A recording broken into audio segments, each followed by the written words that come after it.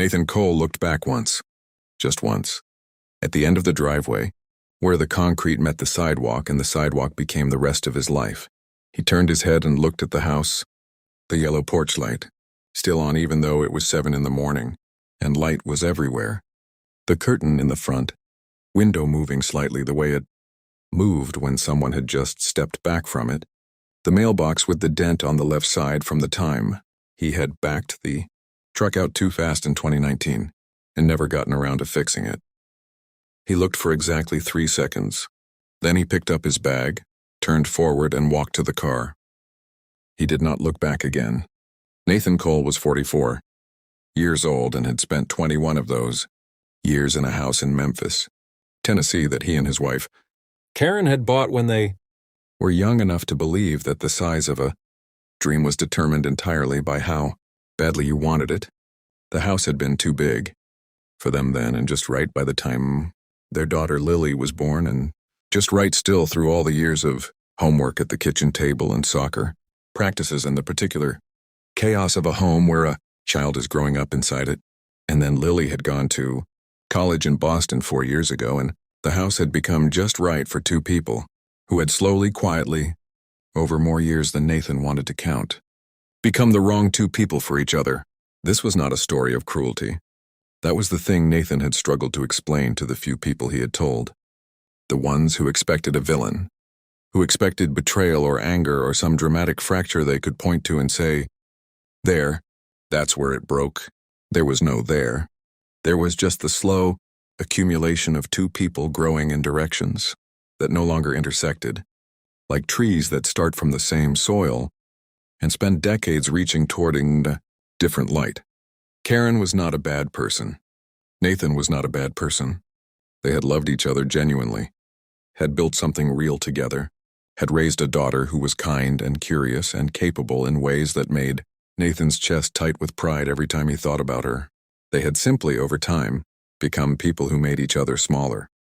Karen had said this first 18 months ago, on an ordinary Tuesday evening after dinner, sitting across from Nathan at the kitchen table, where 20 years of ordinary Tuesday evenings had happened. She had said it quietly and without accusation, the way you state a thing. You have been carrying for a long time and have finally decided to put down.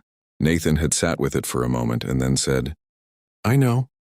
And that, the fact that he knew, the fact that he had known for some time, was both the saddest and the most honest thing that had happened between them in years. The next 18 months were the careful, painful work of 2 people who respect each other enough to take the ending seriously, lawyers who were kind, conversations that were hard and also necessary, the specific grief of dividing a shared life into 2 separate piles without making it feel like a verdict on everything that had come before. Nathan had found an apartment across town, a good one, not a sad bachelor apartment, not a temporary feeling place, but a real apartment with good light and a second bedroom for when Lily visited, and a small balcony where he had already decided he was going to put a chair and a plant and figure out what it meant to be alone for the first time since he was 23 years old. The morning he left, Karen had stood in the hallway with her arms crossed, not in anger, in the particular self-containment of someone holding themselves together by will, and they had stood 3 feet apart and looked at each other for a moment that held 21 years in it. And Nathan had said, "I'm sorry this is what it became," and Karen had said, "I'm sorry, too," and they had not hugged, because hugging would have undone something that needed to remain done, and he had picked up his bag and gone to the door, and she had stayed in the hallway, and he had walked down the driveway, and at the end of it he had looked back once. The apartment was on the 4th floor of a building in Midtown Memphis with a view of a street lined with old oaks that had the particular quality of trees that have been there long enough to belong to the place rather than just occupy it. Nathan stood in the empty living room on the first morning and listened to the silence, which was a different silence from the silence in the house on Tuesdays evenings. That silence had been the silence of 2 people not talking. This silence was just absence, which was easier to be in than he expected and also harder than he expected, sometimes in the same hour. He unpacked slowly. He was not a person who had ever decorated a space with any particular intention, having lived for 21 years in a home that Karen had shaped aesthetically. Her eye for color and arrangement, something Nathan had benefited from without ever developing himself. Now he stood in front of a white wall with nothing on it and understood that whatever went there was going to be his choice. And the blankness of that was both frightening and something else. Something that didn't have a clean name but felt like the beginning of one. He called Lily that first evening. She was 22 and finishing her final semester in Boston, and she had taken the news of the divorce with the specific maturity of a young person who has been paying attention and knows something was coming even before it arrived. She had cried, not because she was surprised, but because knowing something is coming and having it actually arrive are two different things. She had been tender with both of her parents in the weeks that followed, in the careful, balanced way of a child, navigating the middle space between two people she loves, and Nathan had watched her do this and felt a complicated pride that included something close to guilt. "How's the apartment?" she asked. "Empty," Nathan said. "Good empty, I think. I haven't decided what goes on the walls yet." "That's so you," Lily said. "Most people would just hang something." "Most people would," Nathan agreed. There was a pause, comfortable, the kind they had always had. "You okay, Dad?" "Getting there," Nathan said.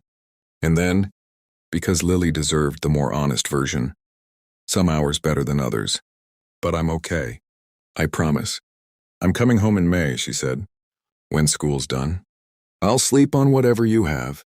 "I'll have a real bed," Nathan said. "By May." After he hung up, he sat on the floor of the empty apartment. He didn't have furniture yet, just a sleeping bag and a lamp and a box of kitchen things, and felt the specific quality of his own company. He had not been alone, truly alone, since he was 23 years old. He had forgotten what it felt like to be the only person in a space. It felt in turn like freedom and like falling, and sometimes like both simultaneously, which was disorienting in the way of things that are genuinely new. His closest friend was a man named Greg Hartley, who had been Nathan's friend since college and who had the particular quality of being someone who does not make you perform your feelings but also does not let you avoid them entirely. Greg had come over 2 weeks after Nathan moved in, brought beer and a pizza and a folding camp chair because he knew Nathan didn't have furniture yet, and they had sat in the empty living room and talked the way men talk when something real has happened. Not directly at first, circling it, and then landing on it without ceremony. "You good?" Greg asked at one point. "Define good," Nathan said. "Fair enough." Greg drank his beer. "You seem, I don't know, lighter than I expected." Nathan thought about this. "I feel guilty about that," he said. "The lighter thing. Like I should be more wrecked." "Should you be?" 21 years. "Yeah, but..." Greg turned his beer in his hands. "The last few of those years weren't 21 years worth of good. You know?" Nathan was quiet for a moment. "No," he said.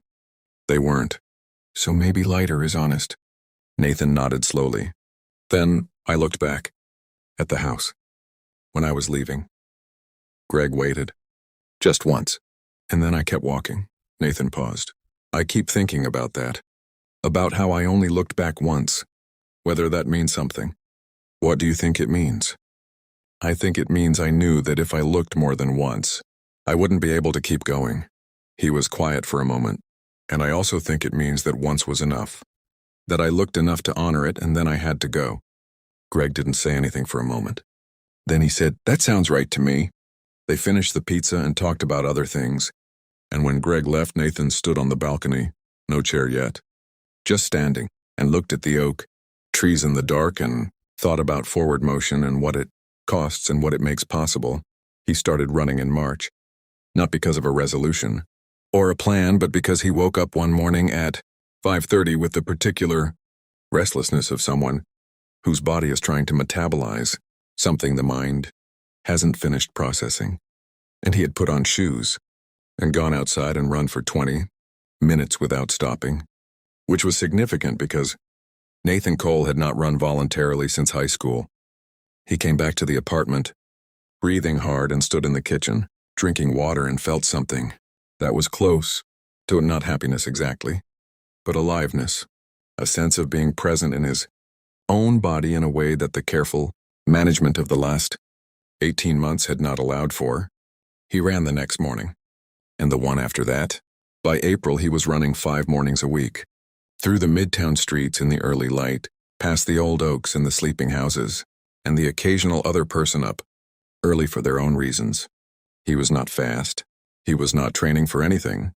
He was simply moving through the world in a way that required his full physical presence and left very little room for the internal circling that happened when he was still. He realized on a Thursday morning in April, building something. Not the running specifically. The running was just one piece. He was building a life that was entirely his own construction, which he had not had since he was a young man, and the building of it was hard, and also underneath the hard, something he recognized dimly as one of the most important things he had ever done. He called Karen once in April to discuss something practical about the house. The conversation was brief and civil, and at the end of it Karen said, "You sound okay, Nathan," and Nathan said, "I am, I think," and Karen said, "Good, that's good." And she meant it. He could tell she meant it. And he said the same back to her and meant it too. And they hung up, and he stood in the kitchen for a moment, with the phone in his hand, feeling the specific strange grace of two people who have hurt each other without malice and managed to reach the other side of it without becoming enemies. Lily came in May as promised. She slept in the second bedroom on an actual bed. Nathan had furnished the apartment in April carefully, choosing things he actually liked without consulting anyone, which was a small exercise in self-knowledge that surprised him with how much it required. She stayed for a week, and they ate dinner every night at the kitchen table and walked along the river one afternoon and talked about her plans after graduation, which were uncertain in the way of 22-year-olds' plans, and also full of the particular forward-facing energy that Nathan found genuinely, uncomplicatedly wonderful to be near. On her last morning, she stood in the apartment and looked around and said, "It looks like you, Dad, the apartment. It actually looks like you." Nathan looked around, the books, the simple furniture, the one painting he had bought at a local gallery in March that was abstract and dark green, and he had no idea why he liked it, but he did. "Does it?" he said. "Yeah," she smiled. "I don't think I knew what you looked like before. You were always just Dad, in the house. I didn't know what just you looked like." Nathan felt something in his chest that didn't have a clean name. "Is that a good thing?" he asked. Lily considered this seriously, the way she considered things. "It's a real thing," she said. "I think that's better than good." He hugged her at the door when she left, held on for a moment. Then he watched her go down the hallway, and she turned at the elevator and waved. And he waved back, and the doors closed. He stood in the open doorway of his apartment for a moment, looked down the now empty hallway. Then he turned and went back inside. He did not feel the need to look again. He went to the kitchen and made coffee and took it out to the balcony. There was a chair there now, and a small potted plant that was probably a succulent. The woman at the nursery had told him it was hard to kill, and he had decided to test that. And he sat in the morning light and drank his coffee and looked at the oak trees on the street below, which were fully green now in the May warmth, and thought about nothing in particular. Or rather, he thought about everything. The way you do when everything has been rearranged and you are sitting in the new arrangement for the first time and finding that it fits, imperfectly and also genuinely, in a way that the old arrangement had stopped fitting years before. Anyone said so out loud. He had looked back once. He had honored it. He had kept walking. And the walking had brought him here, to this chair, this light, these trees, this life that was entirely, and only and for the first time in a very long time completely, and without apology his own. He finished his coffee. He thought about going for a run. He went.